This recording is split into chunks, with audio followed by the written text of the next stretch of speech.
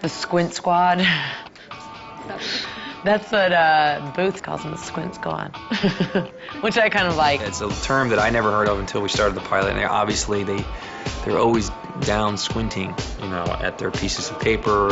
They're always like in formation of looking at whether it's a decomposed body or they're theorizing in their head. They're squinting. I don't know if that squeezes the brain cells together to have them come up with theory. I don't know, but it's true. It's a true word. They use it.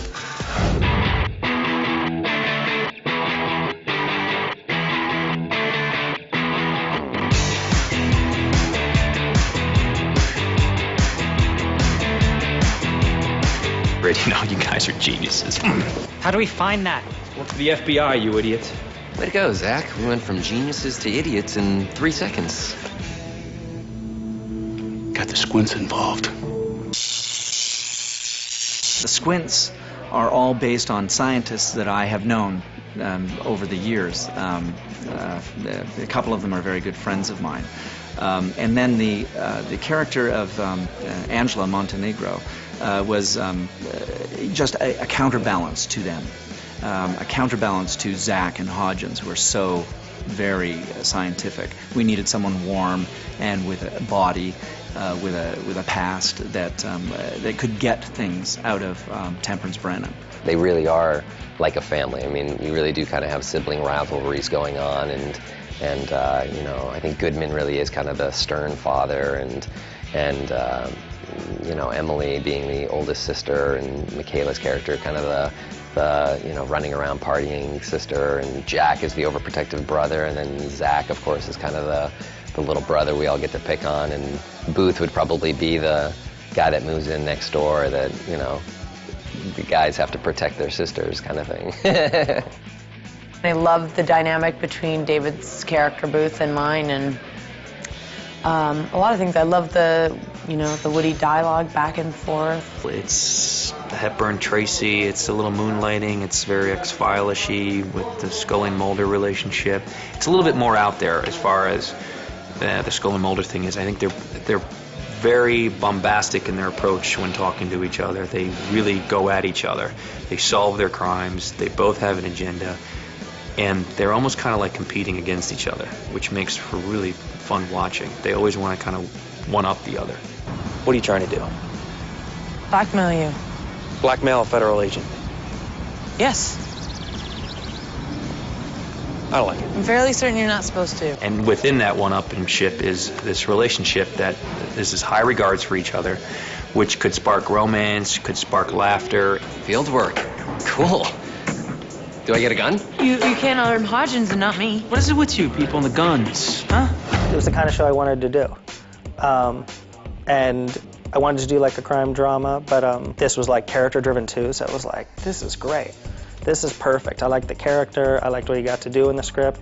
I know there's a coolness to like a crime-solving show that I like wanted to be a part of. It's been neat. It's been really cool, especially with the resources that are provided, you know, in terms of being able to talk to actual entomologists and the actual coroners here, coroner's office here in Los Angeles. So it's been fascinating, and doing the research. I mean, the internet's so wonderful now because you can just kind of find it all. So I've found it to be educational and kind of fascinating to really get into it all. But at first, yeah, it was very tongue-twistery, you know, confusing. But now I'm kind of getting into the groove of it all. I think we all are, actually.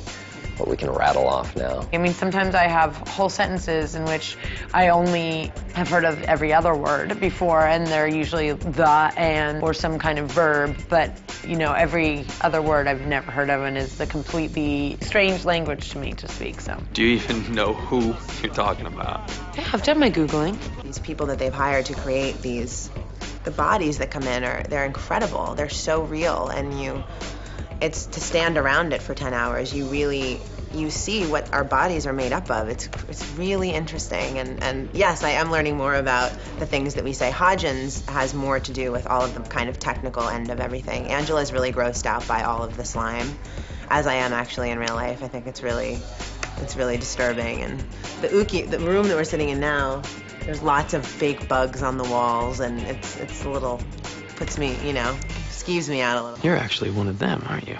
One of who? A squint. I mean, you look normal and you act normal, but You're actually one of them. There was a time in one of the episodes where it was, we exhumed a girl who had been raped and murdered. So we had to like exhume like a 7-year-old dead body. Not, she wasn't 7, but she had been dead for 7 years. That body was gross. When I saw that, I was like gonna throw up. I had to like pull myself together for that, because that was really gross. When we did the episode about the little kid, it was pretty hard for me because I have a 3-year-old, and that was rough. I couldn't look at that. So there are some things that really take you back, that horrific, slimy stuff that might be going down. We really do have someone here that at all times to kind of like help us kind of through all the, make sure we're doing everything correct. You know, we have someone that's there every time we're dealing with a body to make sure that we would do it correctly, and that's been a great learning experience for all of us, like the actors, of knowing, oh, I can't even put this on the table because it could technically, you know, affect the results of our findings and things. Check this out. We have Doctor's face. By polarizing the image, the computer can interpret the spaces between the white and the dark gaps and fill in the missing pieces. Right, that doesn't look like an adult. When I repolarize the image,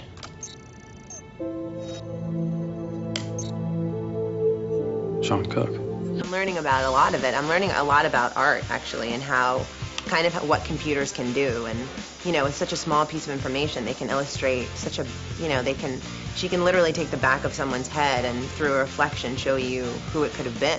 It's, you know, she can reconstruct skulls and place them and date them and tell you how old they were, and it's amazing. It's really amazing, and it's real. People really do it for a living. I mean, it's not like we've made this stuff up. It actually exists, which is really crazy. did that sound too squinty? In the pilot, I have to put together a skull that's been completely smashed. It's in hundreds of pieces, and they use like Elmer's glue to put it together, and they use the backs of erasers to give flesh markers for reconstructing the face to get an idea of what the face looked like when there's flesh on it. So it's pretty fascinating, but it's kind of low-tech in a lot of ways. It takes place in this world of science that we're all still just kind of learning about and piecing together.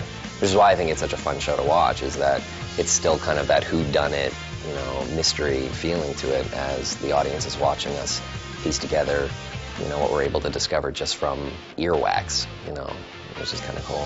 Finally, a squint with an open mind.